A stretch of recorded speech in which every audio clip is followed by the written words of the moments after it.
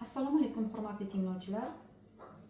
Men Termiz davlat pedagogika instituti maktabgacha va boshlang'ich ta'lim fakulteti maktabgacha ta'lim kafedrasi o'qituvchisi Ergash va Dilnoza Mamasherov bo'laman.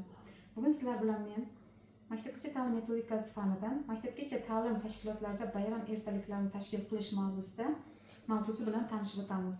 Rejalarimiz bilan tanishib o'tamiz. Birinchi rejamiz maktabgacha ta'lim tashkilotlarida bayram ertaliklarini tashkil qilishning ahamiyati. Ikkinchi rejamiz maktabgacha ta'lim tashkilotlarida bayram ertaliklarini tashkil qilishga qo'yiladigan talablar.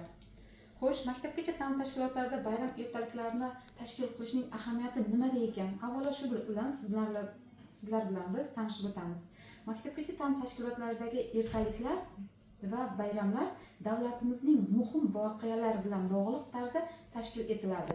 Turli xil bayramlarga bag'ishlangan ertaliklarda bolalar mamlakatimizning muhim sanalari va bayramlari bilan tanishib boradilar. Bunday ertaliklarda musiqa asosiy o'rinda turadi. Bayram ertaliklarida bolalar qo'shiq kuylaydilar, raqsga tushadilar. Bolalar musiqiy cholg'ularda ijro etadilar. Bunday bayramlar ertaliklar uchun ataylab ssenariy yoziladi. Bunday bayram ertaliklari uchun ataylab ssenariy yoziladi. Ssenariylar mavzu bayram ruhiga mos ravishda ssenariylar tarbiyachilar tomonidan ishlab chiqiladi. Bayram ertaliklaridagi repertuar xilma-xil bo'lishi lozim. Tanlangan repertuarning mazmuni bayram mazmuni bilan birgalikda bog'liq bo'lishi kerak. Davlatimiz bayramlaridan tashqari maktabgacha ta'lim tashkilotlarida xayrlashuv kechalari ham tashkil etiladi. Bunda asosan tayyorlov guruhlari bolalar ishtirok etishadi. Maktabgacha ta'lim tashkilotlari bilan xayrlashish, maktabga yo'llanma oladilar bolajonlarimiz. Bayram ertaliklarida ssenariy musiqa fon ostida namoyish etiladi. Shuning uchun musiqa rahbarlari har bir hodisa va holatlar uchun mos bo'lgan musiqa namunalarini tanlab olishi muhim ahamiyat kasb etadi. Ilk qadam davlat o'quv dasturining 6-ilovasida maktabgacha ta'limda o'tkazilishi belgilab qo'yilgan bayram tadbirlarini slaydimizda ko'rishingiz mumkin. Bunda biz 3-4 yosh, 4-5, 5-6, 6-7 yoshli bolalarimiz uchun bayram tadbirlarini ishlab chiqilgan ilk qadam davlat o'quv dasturida. Tarbiyachining bayram ertaliklarini tayyorlash metodikasi 3 bosqichni o'z ichiga oladi. Birinchi bosqichimiz bu tarbiyachi bola sifatida, ikkinchi bosqichimiz pedagog yetakchi sifatida, uchinchi bosqichimiz pedagog aktyor sifatida bo'lishi lozim.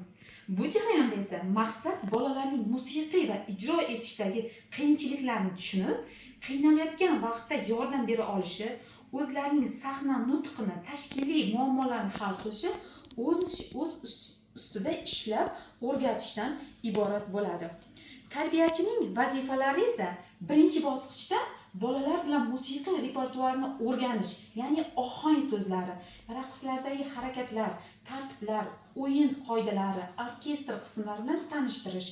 Ikkinchi qismida esa musiqiy repertuarni bilish, tarbiyachi o'zini va bolalarni bayram ertaliklariga tayyorlash. Uchinchi bosqichda esa rollarni bolalarsiz mashq qilish, qahramonlar bilan muloqot qilish va personajlarni, kostyumlarni tayyorlash bo'yicha tavsiyalar berishni ko'rishimiz mumkin. Ertaliklar vaqtida tarbiyachilarning vazifalarini ko'rishimiz mumkin. Birinchisi tashkiliy qismi, ikkinchisi emotsional nutqi, keyingisi kommunikativ va oxirgisi musiqaviy vazifalarni bajarib borar ekan. Tarbiyachilarning endi tashkiliy vazifalariga qaraydigan bo'lsak, bolalarni rollarga taqsimlashga qayta qurish, o'yinlar va jamoaviy raqslarni o'tkazish, atributlarni chiqarish, tarqatish, zal tozaligiga alohida e'tibor berish kerak. Har bir chiqish vaqtida sahnada o'z o'rnini tanlay olish, boshlovchi va yordamchilarning vazifalarini taqsimlay olishdan iborat bo'ladi. Bugungi ma'ruzamiz mana shulardan iborat edi. Ko'rishguncha xayr, sog' salomat bo'linglar.